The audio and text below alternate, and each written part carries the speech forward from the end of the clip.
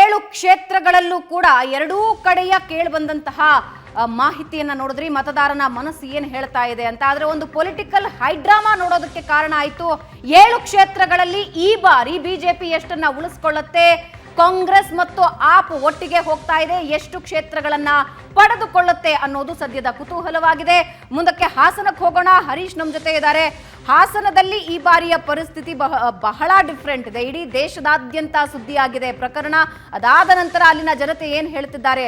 ಹರೀಶ್, ಇದೆಲ್ಲದರ ಇಂಪ್ಯಾಕ್ಟ್ ಈ ಬಾರಿಯ ಲೋಕಸಭಾ ಎಲೆಕ್ಷನ್ ನಲ್ಲಿ ಆಗಿರುವ ಸಾಧ್ಯತೆ ಎಷ್ಟರ ಮಟ್ಟಿಗಿದೆ? ಯಾಕೆಂದ್ರೆ ಒಂದು 4 ದಿನಗಳ ಹಿಂದೆ ಪ್ರಕರಣ ಹೊರಗೆ ಬಂದಿತ್ತು. ಭವನ ಹಾಸನ ಈ ಬಾರಿ ಬಹಳ ವಿಭಿನ್ನವಾದ ಕ್ಷೇತ್ರವಾಗಿ ಪರಿಗಣನೆ ಪಡೆದುಕೊಂಡಿತ್ತು.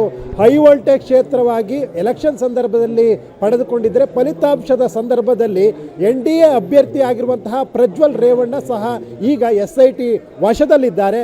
SIT ಬಂಧನವಾಗಿರುವಂತಹ ಪ್ರಜ್ವಲ್ ರೇವಣ್ಣ ಈಗ ಕೌಂಟಿಂಗ್ ಸೆಂಟರ್ಗೆ ಬರೋದಕ್ಕೆ ಸಾಧ್ಯ ಇಲ್ಲ.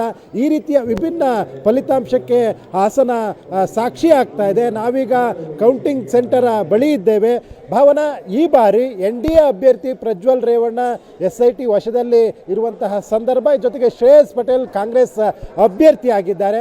ಕಾಂಗ್ರೆಸ್ ಅಭ್ಯರ್ಥಿ ಗೆಲ್ತಾರಾ, ಪ್ರಜ್ವಲ್ ರೇವಣ್ಣ ಗೆಲ್ತಾರಾ ಅನ್ನುವಂತಹ ಕುತೂಹಲ ಸಾಕಷ್ಟು ಇದೆ. ಜೊತೆಗೆ ಈ ಬಾರಿಯ ಚುನಾವಣೆಯನ್ನು NDA ಮೈತ್ರಿಕೂಟದಿಂದ ಪ್ರಜ್ವಲ್ ರೇವಣ್ಣ ಅಭ್ಯರ್ಥಿಯಾಗಿ ಕಣಕ್ಕಿಳಿಸಲಾಗಿತ್ತು. 77.68% ಮತದಾನ ಆಗಿದೆ. ಆದರೆ ಇದರ ಪೈಕಿ ಮತದಾರ ಯಾರಿಗೆ ಆಶೀರ್ವಾದ ಮಾಡಿದ್ದಾನೆ ಅನ್ನುವಂತಹದ್ದು ಬಹಳ ಕುತೂಹಲವನ್ನು ಮೂಡಿಸಿದೆ. ಭಾವನ, ಈಗಾಗಲೇ ಮತ ಎಣಿಕೆಗೆ ಕ್ಷಣಗಣನೆ ಆರಂಭ ಆಗಿದೆ. ಎಲ್ಲರ ಎದೆಬಡಿತ ಜಾಸ್ತಿ ಆಗಿದೆ. ಹಾಸನದ ರಿಸಲ್ಟ್ ಏನಾಗುತ್ತೆ ಅನ್ನುವಂತಹ ಕುತೂಹಲ ಸಹಜವಾಗಿ ಮೂಡಿದೆ. ಜನರು ಸಾಕಷ್ಟು ಲೆಕ್ಕಾಚಾರದಲ್ಲಿ JDS, BJP, ಕಾಂಗ್ರೆಸ್ 3 ಪಕ್ಷಗಳು ಸಹ ತಮ್ಮದೇ ಅಭ್ಯರ್ಥಿ ಗೆಲ್ತಾರೆ ಅನ್ನುವಂತಹ ವಿಶ್ವಾಸದಲ್ಲಿ ಇದ್ರೂ ಸಹ ಜನತಾ ಆಶೀರ್ವಾದ ಯಾರ ಮೇಲಿದೆ ಅನ್ನುವಂತಹದ್ದು ಸಾಕಷ್ಟು ಕುತೂಹಲವನ್ನು ಮೂಡಿಸಿದೆ. ಈ ಬಾರಿ ಹಾಸನ ಫಲಿತಾಂಶ ಯಾರ ಪರವಾಗುತ್ತೆ, ಸಿಂಹಾಸನ ಯಾರ ಪಾಲಾಗುತ್ತೆ ಅನ್ನುವಂತಹದ್ದು ಸಾಕಷ್ಟು ಕುತೂಹಲವನ್ನು ಮೂಡಿಸಿದೆ. ಪ್ರಜ್ವಲ್ ರೇವಣ್ಣ ಪರವಾಗುತ್ತಾ, ಶ್ರೇಯಸ್ ಪಟೇಲ್ ಪರವಾಗುತ್ತಾ ಅನ್ನುವಂತಹದ್ದು ಕುತೂಹಲವನ್ನು ಮೂಡಿಸಿದೆ. ಪ್ರಜ್ವಲ್ ರೇವಣ್ಣ ಅತ್ಯಾಚಾರ ಪ್ರಕರಣದಲ್ಲಿ ಆರೋಪಿಯಾಗಿದ್ದು SIT ಬಂಧನದಲ್ಲಿದ್ದಾರೆ. SIT ಬಂಧನದಲ್ಲಿರುವಂತಹ ಪ್ರಜ್ವಲ್ ರೇವಣ್ಣನ ಪರವಾಗಿ ಈ ಬಾರಿ ಮತದಾರರು ಆಶೀರ್ವಾದ ಮಾಡಿದ್ದಾರಾ, ಅಥವಾ ಆಡಳಿತಾರೂಢ ಕಾಂಗ್ರೆಸ್ನ ಅಭ್ಯರ್ಥಿಯಾದಂಥ ಶ್ರೇಯಸ್ ಪಟೇಲ್ ಅವರ ಪರವಾಗಿ ಮತದಾರರು ಆಶೀರ್ವಾದ ಮಾಡಿದ್ದಾರೆ ಅನ್ನುವಂತಹದ್ದು ಇವತ್ತು ತಿಳಿಯಲಿದೆ. ಮತದಾರ ಜನತಾ ಆಶೀರ್ವಾದ ಯಾರ ಮೇಲಿದೆ ಅನ್ನುವಂತಹದ್ದು ಸಾಕಷ್ಟು ಕುತೂಹಲವನ್ನು ಮೂಡಿಸಿದೆ. ಭಾವನಾ, JDSನ ಮೂಡ್ ಹೇಗಿದೆ ಈಗ ಹರೀಶ್? ಯಾಕೆಂದ್ರೆ ಇಡೀ ರೇವಣ್ಣ ಫ್ಯಾಮಿಲಿ ಈಗ SIT ಬಲಿಯಲ್ಲಿದೆ. ಭವಾನಿ ರೇವಣ್ಣಗೆ ಸರ್ಚ್ ಮಾಡ್ತಿದ್ದಾರೆ. ರೇವಣ್ಣ ಕೇಸ್ ಮೇಲಿಂದ ಮೇಲೆ ಹೈಕೋರ್ಟ್ನಲ್ಲಿ ಈಗ ವಿಚಾರಣೆಗೆ ಬರ್ತಾ ಇದೆ. ಪ್ರಜ್ವಲ್ ರೇವಣ್ಣ SIT ವಶದಲ್ಲಿದ್ದಾರೆ. ಅಲ್ಲಿನ JDS ಕಾರ್ಯಕರ್ತರು, ನಾಯಕರ ಮನಸ್ಥಿತಿ ಹೇಗಿದೆ ಈಗ ಸದ್ಯಕ್ಕೆ ಹಾಸನದಲ್ಲಿ? ಭವನ, JDS ನಾಯಕರು ಮತ್ತು ಕಾರ್ಯಕರ್ತರು ಈಗಲೂ ಸಹ ತಮ್ಮ ಅಭ್ಯರ್ಥಿಯ ಗೆಲುವನ್ನು ಸಾಧಿಸ್ತಾರೆ ಅನ್ನುವಂತಹ ದೃಢವಾದ ವಿಶ್ವಾಸದಲ್ಲಿ ಈಗಲೂ ಸಹ ಇದ್ದಾರೆ.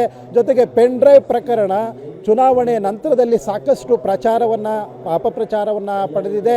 ಹೀಗಾಗಿ ಪೆನ್ ಡ್ರೈವ್ ಎಫೆಕ್ಟ್ ಚುನಾವಣೆಯ ಮೇಲೆ ಆಗಿಲ್ಲ.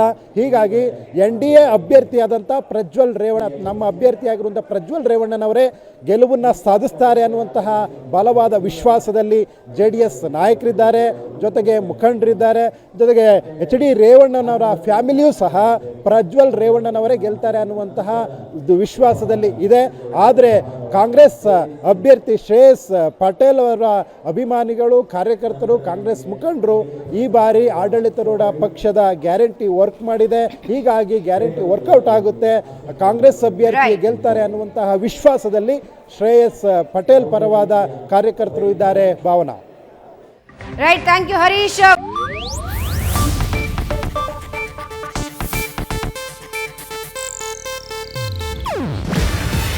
ಇದು ಏಷ್ಯಾನೆಟ್ ನ್ಯೂಸ್ ನೆಟ್ವರ್ಕ್ ಪ್ರಸ್ತುತಿ. ನೀವು ನೋಡ್ತಿದ್ದೀರಾ ಏಷ್ಯಾನೆಟ್ ಸುವರ್ಣ ನ್ಯೂಸ್.